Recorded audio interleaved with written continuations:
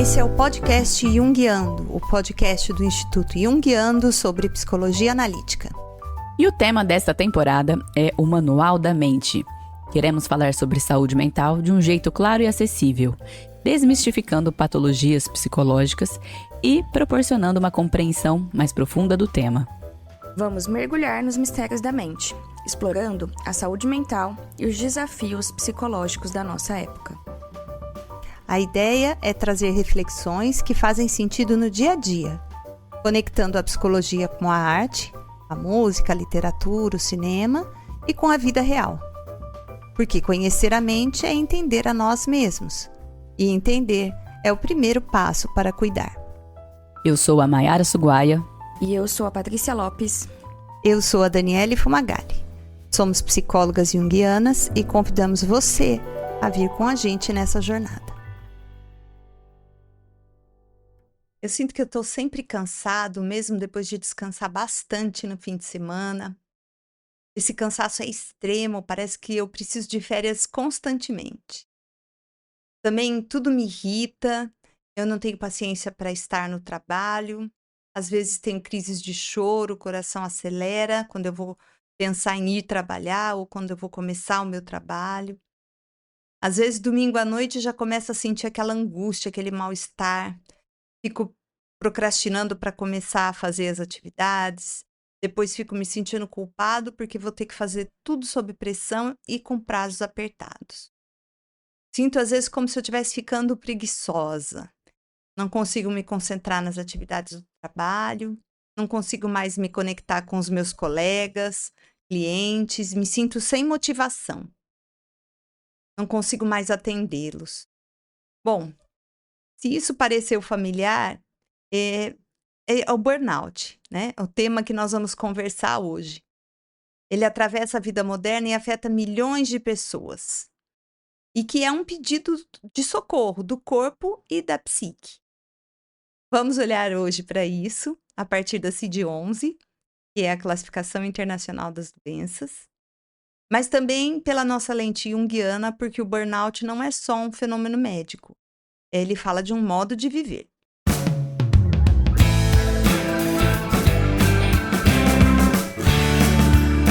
E o que a psicologia tem com isso? Antes da gente falar da síndrome em si, né, Dani? Acho que a gente também precisa falar do cenário em que ela nasce. A gente tem que ver também o contexto, né? Uhum. E o mundo contemporâneo, ele é organizado para produtividade constante, né? Parece que virou um defeito de caráter, inclusive. A gente vive numa cultura em que o ócio é visto como desperdício, aquela história, né? Trabalhe enquanto eles descansem. E o descanso virou um luxo. O tempo hoje é tratado como o capital. E quem não quer render, não produz, não entrega, sente que tá ficando para trás. Isso gera muita ansiedade, né? Pra caramba. Porque nesse contexto, né, sono, descanso, corpo, tempo interno, né? Tudo isso perde espaço. E o burnout é uma consequência natural de um mundo que se afastou da experiência humana básica, né? Que é respeitar o próprio tempo, o repouso e o trabalho, um ciclo. O problema não é só trabalhar muito, é trabalhar sem pausa, sem sentido, sem limite, sem humanidade. É uma exaustão que é estrutural, né? É não saber desligar. E é interessante isso, né? Porque se você não tá muito cansada, parece que você tá errada, né? Pois é. Todo mundo fala, né? Como que você tá? Ai, tá uma correria, né? É sempre a resposta certa é dizer isso. Engraçado, eu me lembro na pandemia, quando começou a pandemia, né, em 2020, assim como nessa época eu trabalhava bastante com RH ainda, né? Dividia RH e clínica, mas ainda tinha bastante da minha agenda ocupado pelo RH. E eu me lembro que eu diminui bastante as minhas horas de consultoria, né? Coincidiu, além da pandemia, o meu pai tá doente, então, né, cuidei bastante do meu pai nesse ano e tal, então eu trabalhei bem menos. E no começo eu reduzi, assim, de 30 horas semanais que eu ia, né, numa determinada empresa, minha cliente, eu reduzi pra coisa, tipo, de 30 horas semanais, eu reduzi pra, acho que foi 5 horas semanais. E quando eu fui fazer isso, eu falei, meu Deus, eu vou ficar com tédio, com certeza eu não vou conseguir me acostumar a trabalhar tão pouco. Eu acostumei bem fácil. E eu lembro que eu pensava isso do tipo: "Como assim?". Isso no começo me gerava gatilho de ansiedade mesmo, de: "Vou ficar trabalhando muito pouco, o que que eu vou fazer?". Claro que eu fiquei muito ocupada, porque eu estava cuidando do meu pai e tal, que estava doente, mas, isso de conseguir fazer as coisas com um pouco mais de calma, de poder respeitar o tempo do tipo: "Ah, depois do almoço tô com sono, vou dormir um pouquinho, não precisa ser tudo tão corrido, a agenda não precisa ser tão apertada". Eu percebi que não só eu conseguia, mas que me fazia bem não ter essa a coisa tão corrida assim, né. Foi uma descoberta. E Aham. de uma pessoa que trabalhava cheguei a trabalhar 50 horas semanais, assim, sabe. Então, é importante às vezes a gente descristalizar um pouco essa tendência que a sociedade tem também de você tem que é bonito estar ocupada toda hora, você se você não tiver, com uma agenda muito corrida, muito atribulada, você tá fora, né. É importante a gente se É. questionar também o porquê que a gente tá fazendo o que todo mundo fala que tem que fazer, né. Muito bom. A gente tá falando aqui do burnout, mas o burnout ele não é reconhecido como um transtorno mental no DSM-5, né, mas ele é incluído na CID-11 como um fenômeno ocupacional. O código dele inclusive é QD85. Então ele não é um transtorno mental, né, nessa temporada a gente tá falando de vários transtornos mentais.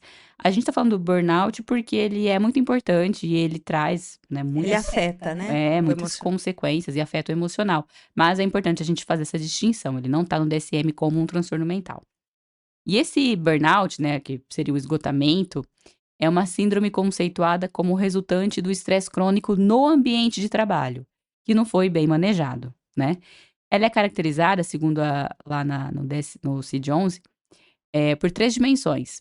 Primeira, a sensação da falta de energia ou exaustão. Segundo, pelo aumento da distância mental em relação ao próprio trabalho.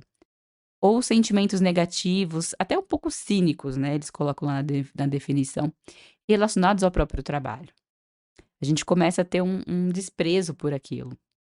E 3, uma sensação de falta de eficácia, né, e falta de realização, a gente não se sente mais realizado fazendo aquilo.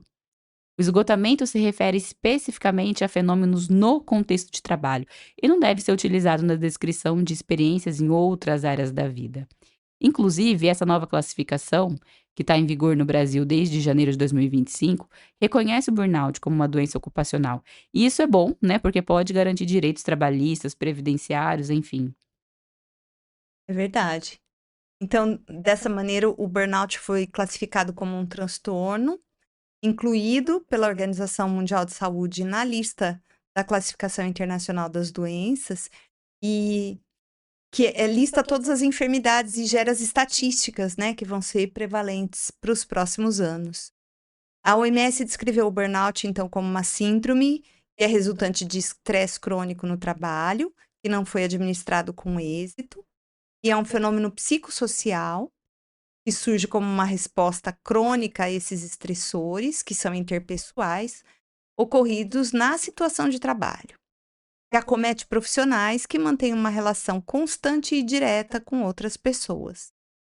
A OMS também afirma que o termo se refere apenas ao contexto profissional.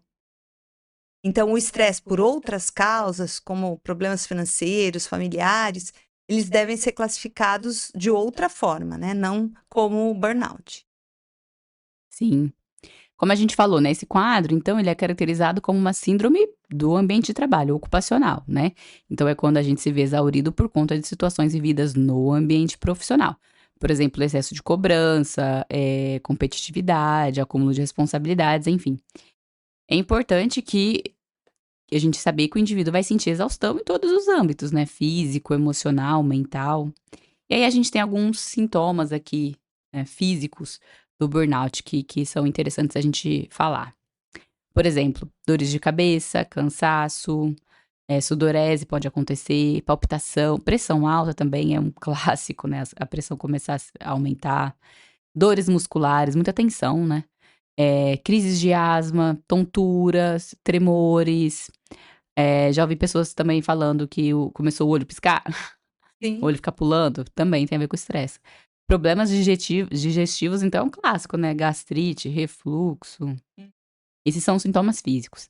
Na esfera psicológica, a gente pode pensar A sensação da falta de ar, oscilações de humor, alterações do sono, dificuldade de concentração, irritabilidade também acontece muito, lapsos de memória também é muito comum, ansiedade, depressão, pessimismo, baixa autoestima, enfim, é uma lista infindável, né?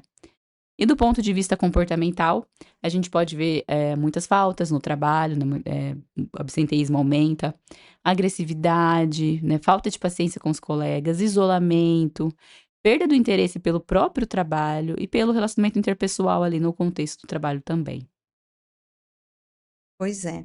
E é muito comum que as pessoas que estão tendo sintomas em relação ao trabalho, elas sintam muita angústia, né, toda vez que se aproxima a ideia de ir ao trabalho. Sim. Por isso que até no começo você falou, né, no domingo à noite a pessoa já começa a Sim, passar mal. é a antecipação. É. Pensar em estar na sala de trabalho já gera angústia, choro, desespero, nos níveis mais avançados da Uhum. situação. Algumas pessoas são mais vulneráveis, né, alguns perfis profissionais são mais vulneráveis ao burnout. Geralmente aqueles que são mais competitivos, né, quem é muito competitivo, tem dificuldade de delegar, pessoas com dificuldade de dizer não a alguns projetos, algumas tarefas, que vão absorvendo o trabalho. Então o burnout não é para quem não gosta de trabalhar. Aham. Pelo contrário, às vezes a pessoa acha, é porque não gosta do trabalho, então estressa de ter que ir. Não, é o contrário disso. Muitas vezes é a pessoa que gosta tanto que não consegue parar, e aí isso gera esse esgotamento. Exato. Profissionais que são inseguros ou que dependem do reconhecimento dos outros também podem ser suscetíveis à síndrome do burnout, porque eles tendem a ter pensamentos negativos, sentimentos de inferioridade E vão querer sempre a validação do outro e nisso vão fazer mais e e mais e mais. mais. E extrapola o limite, né, Exato. do corpo, da mente. Na nossa sociedade, inclusive, né, no mundo que a gente vive hoje, o trabalho, ele faz essa mediação da nossa integração social, né. Você é pelo que é o seu trabalho, né. Quem é você? "Ah, eu sou a psicóloga". E quem é você? "Ah, eu sou o dentista". Uhum. Na verdade, isso vira um símbolo de valor. Eh, e também tem um valor econômico, né, a subsistência. Então é uma importância muito grande para a constituição da nossa subjetividade, da nossa identidade, do modo de vida. E claro, interfere na saúde física, na saúde mental. O trabalho, ele é visto de diferentes formas e cada pessoa dá ao seu trabalho um sentido diferente. Mas a autonomia, a liberdade, o reconhecimento são fontes muito importantes de prazer no trabalho e permitem essa descarga psíquica que protege as pessoas do adoecer. Trabalhar faz bem, É né? importante você falar isso, Dani, porque senão parece que o trabalho só vai ser fonte de terror, né. É, não é E isso. não, ele pode ser esse espaço que a gente vai desenvolver criatividade, que a gente vai desenvolver autoestima até, né, Uhum, autonomia, enfim. Mas tudo tem que ser feito num contexto que permita isso, né. exato, tem um limite que precisa ser respeitado. Uhum. É exatamente isso, quando a organização no trabalho não permite essa adaptação ou a criatividade, ou tem muita rigidez, o trabalho começa a ser uma fonte de sofrimento. A pessoa vai adoecer por uma reação automática de proteção. Sim. Pensando nisso então, né, a gente poderia elencar, assim, alguns fatores sociais, no trabalho que podem, né, claro, levar ao burnout. Então, por exemplo, que você falou, a intensa competitividade, o uso expressivo de novas tecnologias, né, constantemente conectado ao trabalho. O que que isso quer dizer? A gente está conectado o tempo todo. Antes dava 6 horas, o trabalho ficava lá, agora não, né, o trabalho acompanha a gente onde quer que você vá. O meu chefe me mandou um e-mail às 3:30 da manhã. Isso significa que o meu chefe estava pensando no trabalho às 3:30 da manhã. Então, talvez eu devesse estar pensando no trabalho mais cedo do que eu geralmente estou. E aí a gente não desconecta, né? Perfeito, perfeito. Então, isso, quer queira, quer não, numa sociedade que está sempre conectada, sempre online, né, isso é muito problemático. Metas, então, né, a gente está numa sociedade que o lucro tem que ser cada vez maior, então a cobrança de metas também vão ser metas cada vez mais difíceis de serem alcançadas, né. Tem uma frase que é assim: você não pode fazer um bom trabalho se o seu trabalho é tudo que você faz. É de uma CEO, da Kate Termes. Ou seja, se a gente deposita toda a nossa expectativa e desejo, né, de realização, quem a gente é, em apenas um único setor da nossa vida, imagina, isso vai ganhar um tamanho, uma responsabilidade gigante. E qualquer frustração que a gente tenha no trabalho fará com que a gente se sinta frustrado por completo, né? É aquela história que as avós falavam, colocar todos os ovos numa cesta só. É, Não vai dar certo, né? não. E geralmente vai ser frustrante, né? Por mais que você justamente porque você se dedicou demais àquilo. É diretamente proporcional, né? Aquilo é sua única fonte de prazer, é tudo que você faz na vida, no dia, é trabalho, ele vai ser a sua fonte de prazer imensa e quem você é. Se ali não tá legal, acabou, né? É. Se ali tem uma frustração, tudo é uma frustração. Exato, exato. Bom, e na visão da psicologia analítica, né? Como que a gente pode entender esse quadro? Vamos lembrar que na psicologia junguiana a gente vai sempre olhar para o para quê do sintoma. Ou seja, que mensagem esse sintoma quer nos dar sobre essa dinâmica psíquica. A gente pode entender, portanto, que tem uma interrupção no fluxo natural da energia. O estado depressivo, grande parte da energia que deveria estar na consciência está presa no inconsciente, presa em algum complexo. Sim. Então, entender que a reação sintomática do corpo é um sinal simbólico do que está acontecendo, ajuda a gente a entender por que está tendo o sintoma. Então, a intenção não é eu não ficar mais ansioso quando eu tenho que ir para o trabalho apenas, mas eu conseguir fazer com que o meu trabalho não gere mais ansiedade. E por que está gerando ansiedade? Provavelmente tocou em mim numa questão sensível, que é: eu sou bom o suficiente para fazer o que eu faço? Meu chefe não reconheceu que o que eu fiz foi bom, então talvez eu não seja, tocou no meu complexo. Então ali vai ficando carregado dessa energia psíquica, e aí eu começo a fazer mais do que eu devia, desequilibro todo o meu sistema e vou ter sintomas. Preciso cuidar para aliviar os sintomas e também tratar a causa do sintoma. Né? Não tratar apenas o sintoma que reflete um funcionamento desajustado. Junguianamente falando, estava pensando aqui, o burnout ele tá muito próximo do que a gente fala, né, na psicologia junguiana da identificação com a persona, Uhum. né? Então, a pessoa se identifica tanto com aquela persona profissional, aquilo que a gente falou, né? Isso é quem eu sou, isso é tudo que eu tenho e tudo tá aqui. Vai ser, é matemático, é diretamente proporcional. A mesma energia que você coloca ali, o peso que você coloca ali, se isso por algum motivo não tá legal, como você falou, não tá nada legal. Tudo então não está legal. Uhum.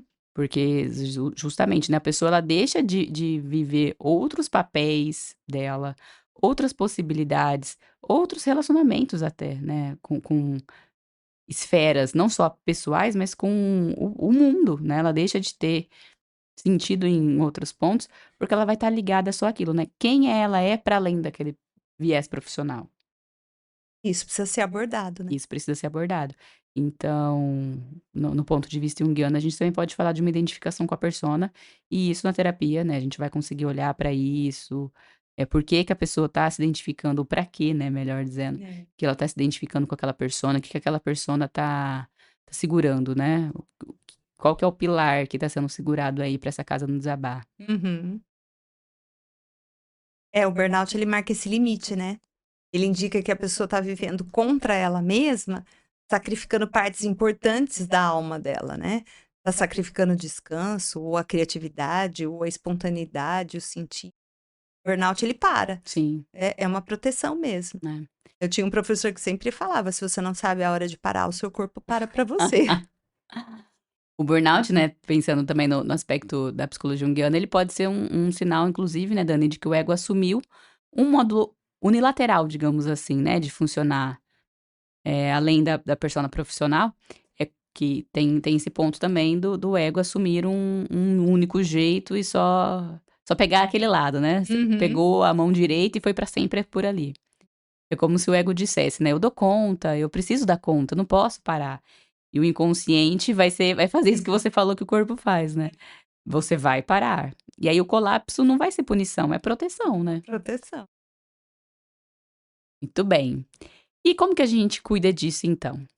O tratamento, né, da síndrome de burnout, ele é feito com psicoterapia, claro, mas também pode envolver alguns medicamentos, né? Por exemplo, antidepressivos ou ansiolíticos e ansiolíticos, inclusive, né? E ou na terapia a gente vai trabalhar a questão, né? Por que que essa pessoa se exige tanto? De onde que vem essa dificuldade de colocar limites?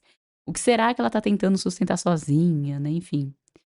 A gente tem algumas questões aqui também que são importantes serem elencadas para ajudar, digamos, evitar o burnout, né?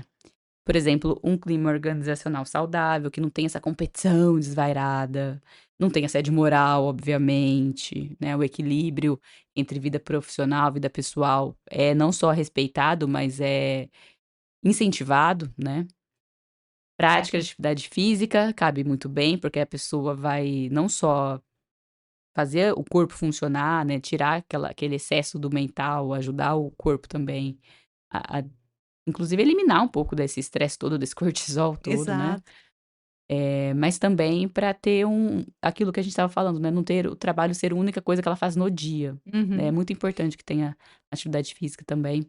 E realizar nessa onda, né, no mesmo ponto, realizar algum hobby, alguma atividade prazerosa, para que a pessoa também, né, se identifique com outros contextos da vida dela, tenha outros afazeres, tenha outras fontes de prazer, inclusive, né. Meditação, por exemplo, também pode ser uma boa, enfim. É Entra o lado prático também, né, claro. Sono regulado, pausas reais durante o dia, uma rotina ok, né, nada loucura. E redução da hiperconexão, acho que isso é um ponto importante também, ainda mais agora, né, que a gente até fala de síndromes novas do tipo FOMO, né, Fear of Missing Out, essa necessidade de estar o tempo todo conectado, isso tudo fazer de vez em quando, aposentar o celular, fazer um detox das redes Uhum. sociais e tudo mais, é muito bem-vindo também, Faz muita diferença. né. O burnout, gente, ele não se trata apenas descansando, né. Porque você pode descansar, não adianta nada a pessoa ali ficar 15 dias fora, descansar e não mudar de vida. É, voltar para o mesmo trabalho. Em 2 dias ela vai estar se sentindo tão exausta quanto antes de sair. Exato, então é mudando de vida mesmo, né. Ajustando expectativas, revendo relações de trabalho e, adivinha, aprendendo a dizer não. Para o outro e para si mesmo, né. Também. Aprender a dizer não para poder aprender a dizer sim para Isso, outras possibilidades novas. exato.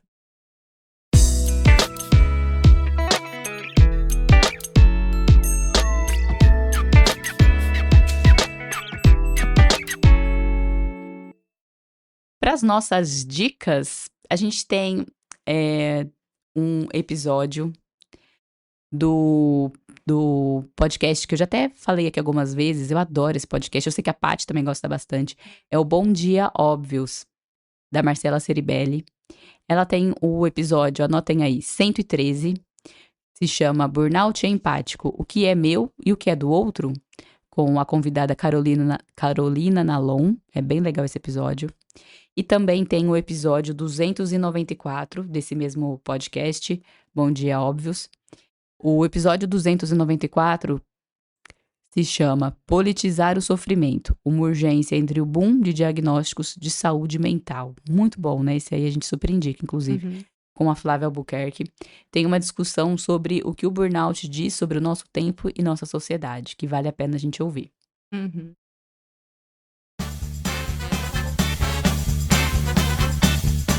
Respondendo aos ouvintes. E no nosso bloco Respondendo aos Ouvintes, a gente tem aqui uma pergunta do Yuri, que comentou lá no Spotify um episódio nosso sobre as funções dos tipos psicológicos, né? Ele perguntou assim: existem situações em que a função inferior pode ser desligada ou se tornar totalmente inconsciente para o ego? Por exemplo, alguém com uma função superior, pensamento, ao estar diante de um momento de intenso conflito emocional, sentir a ausência completa do seu sentimento? Boa pergunta, né, Yuri? Hum. Pode ser uma estratégia de funcionamento, né. Na verdade, a gente normalmente vai fazer, a escolha por agir da maneira que a gente está mais habituado e principalmente que a gente se sente mais competente, né. Se você é destro e alguém te der uma caneta numa situação de prova, que mão você vai escolher para escrever? Com a direita, né, se você é destro, você não vai se arriscar a fazer algo com a sua mão menos desenvolvida.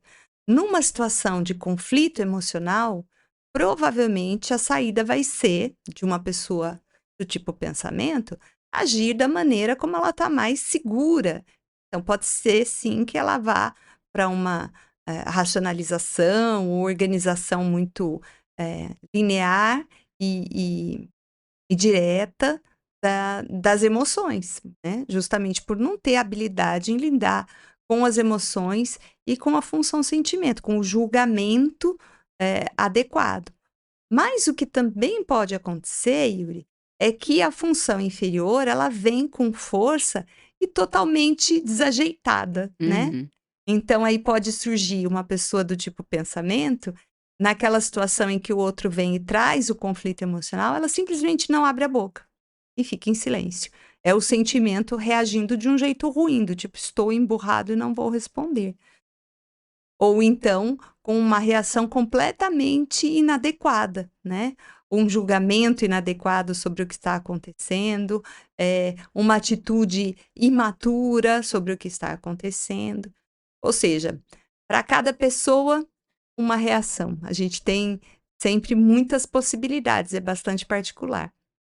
Mas pode existir sim um momento em que a função inferior fica, silenciada, ou que ela tenta tomar a frente de uma forma bem desajustada ali, bem desajeitada. É. E acho que uma forma desse silenciamento também, né, Dani, é a projeção. É. Inclusive eu estava lendo o livro das obras completas de Jung, o volume 18, que se chama Vida Simbólica, tem a Vida Simbólica parte 1, o volume 18, 1. E tem uma parte lá que o Jung tá falando, né, das tipologias, dos tipos e tal. E aí ele comenta que é muito comum uma pessoa que é do tipo pensamento, né, usando o seu exemplo aqui, tem a função superior pensamento, e se isso for muito unilateral, ela vai, por exemplo, casar com alguém, entre aspas, com menos, inteligência, digamos assim, menos questões culturais, enfim, do que ela, que isso é muito comum, né, ele dá alguns exemplos lá no livro até. Por quê? Porque a pessoa vai projetar isso no outro.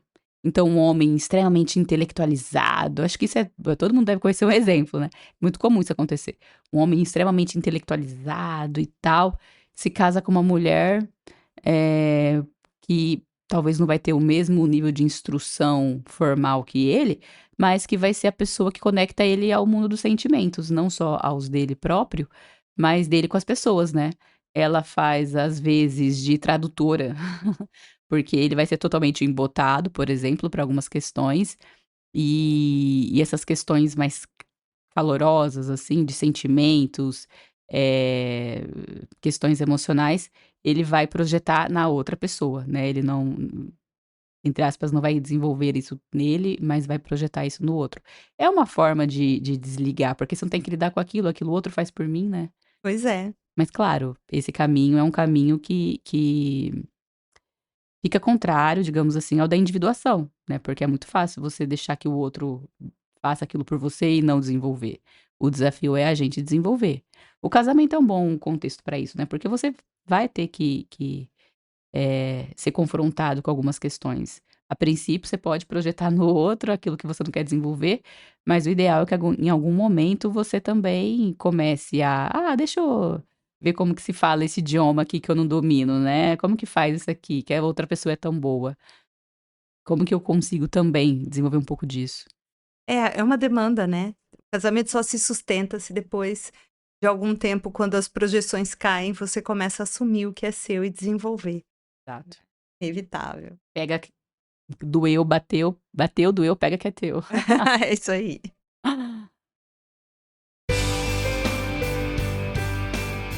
O que isso significa para você?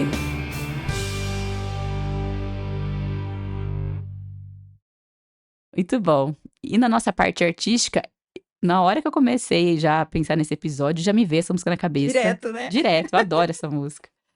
É Under Pressure, do Queen, com o David Bowie. Eu não vou ler a versão em inglês, porque meu inglês não é tão maravilhoso assim. A gente poderia chamar a Raquel, né? Pois é. A Raquel ajuda a gente com o Instagram, com as nossas redes sociais. E a Raquel, além de cantar bem, tem um inglês maravilhoso. Vamos lá, então, na tradução dessa música. Pressão, pesando sobre mim, pesando sobre você, ninguém pediu. Sob pressão, que queima um prédio, divide uma família em dois, coloca pessoas nas ruas. Tá tudo bem. É o terror de saber o que esse mundo é. Vendo alguns bons amigos gritando, me deixe sair. Rezo para que amanhã me leve mais alto. Pressão sobre as pessoas, pressão nas pessoas nas ruas. Eu não coloquei a música inteira, mas acho que só esse pedacinho já dá pra sentir o under pressure que todo mundo fica um pouquinho no dia a dia, né? Com certeza. E esse foi mais um podcast do Jungiando. E eu convido você para interagir com a gente. Escolha qual a maneira mais fácil para você. Pode ser pelo nosso site, psicologiajung.com.br. Você pode enviar perguntas ou compartilhar experiências para o nosso e-mail podcastjungiando@gmail.com. Siga nosso Instagram, @jungiando, e compartilhe esse episódio com alguém que precise ouvir ou que você acha que vai gostar. Nós agradecemos pela sua presença até aqui e não deixe de ouvir o nosso próximo episódio. O roteiro desse episódio e a curadoria é da Maiara, da Daniele e da Patrícia, e a gente conta com você na próxima edição. Até lá! Até lá, abraço, gente!